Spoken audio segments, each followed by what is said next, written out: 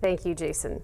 A Williamstown boy is getting the bright lights treatment in New York City. Ace Sturm's photo will light up Times Square on Saturday, September 12th, part of the National Down Syndrome Society's annual video tribute.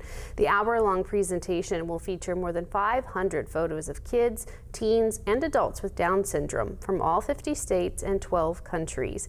It will play on 2 giant screens in the heart of Times Square, giving the Down syndrome community one of its most visible moments of the year. You may have noticed a large gravel patch on Old River Road in Williamstown. This is the result of a slip repair.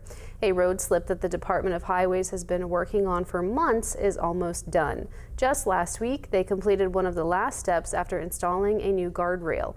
While fixing the slip, they also completed